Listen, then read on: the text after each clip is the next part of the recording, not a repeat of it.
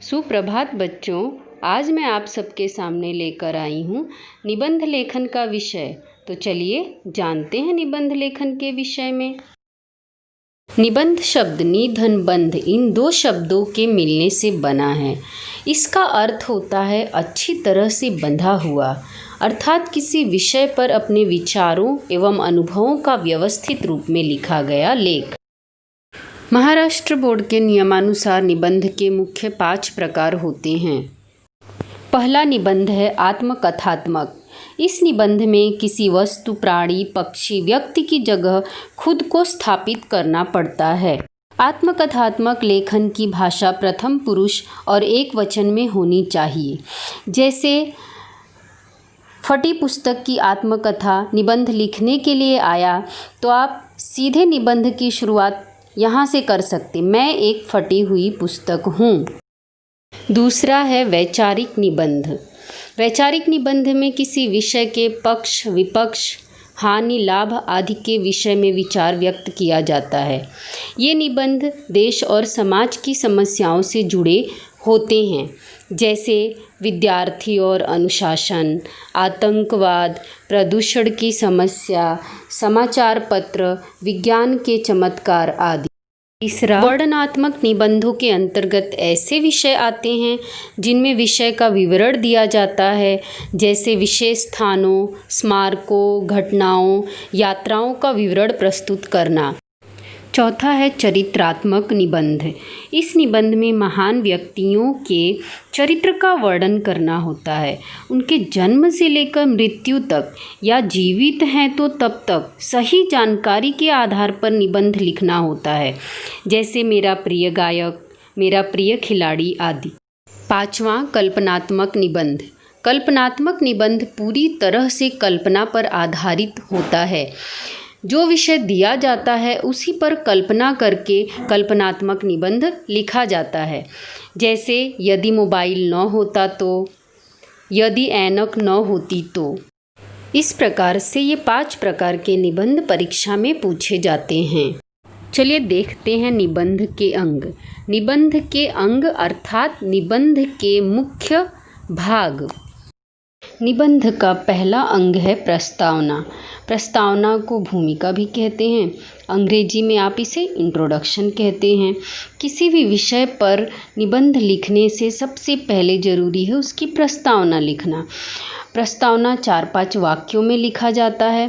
प्रस्तावना अर्थात निबंध के विषय को स्पष्ट करना कि वो है क्या। जैसे यहाँ पर देखिए, प्रदूषण विषय पर निबंध लिखना है तो आप लिख सकते हैं, प्रदूषण का अर्थ है वातावरण का दूषित होना, खराब होना। आज सारे संसार में प्रदूषण की चर्चा है। पूरा संसार प्रदूषण से त्राहिमाम है। इसे दूर करने के उपाय ढूंढे जा रहे हैं। तो इस प्रकार से आप प्रदूषण के ऊपर प्रस्तावना लिख सकते हैं। यदि प्रस्तावना लिखने से पूर्व निबंध के विषय से संबंधित कविता की 2 पंक्तियां लिखेंगे तो अधिक अंक मिलने की संभावना होती है। निबंध का दूसरा अंग है मध्य भाग या विषय विस्तार। इस भाग में निबंध के विषय के बारे में विस्तार से लिखना होता है। यदि समझ लीजिए प्रदूषण विषय पर निबंध लिखना है तो मध्य भाग में या विषय विस्तार में आप लिख सकते हैं कि प्रदूषण के कितने प्रकार हैं, किन कारणों से प्रदूषण बढ़ते जा रहा है, प्रदूषण के क्या दुष्परिणाम हैं। इस प्रकार से आप विषय का विस्तार कर सकते हैं। निबंध का तीसरा अंग है निष्कर्ष या उपसंहार, जिसे आप अंग्रेजी में कंक्लूजन कहते हैं। इस भाग में निबंध में बताई गई सारी बातों का निष्कर्ष लिखा जाता है। जैसे यदि आपको प्रदूषण पर निबंध लिखना है तो आप इस प्रकार से उपसंहार लिख सकते हैं, प्रदूषण हमारा बहुत बड़ा शत्रु है, इसे दूर करने के लिए बड़ी संख्या में पेड़ पौधे लगाने चाहिए। मिलों तथा कारखानों के दूषित पानी को समुद्र या नदियों में जाने से रोकना चाहिए। प्रदूषण को रोकना हमारा सामाजिक एवं राष्ट्रीय कर्तव्य है।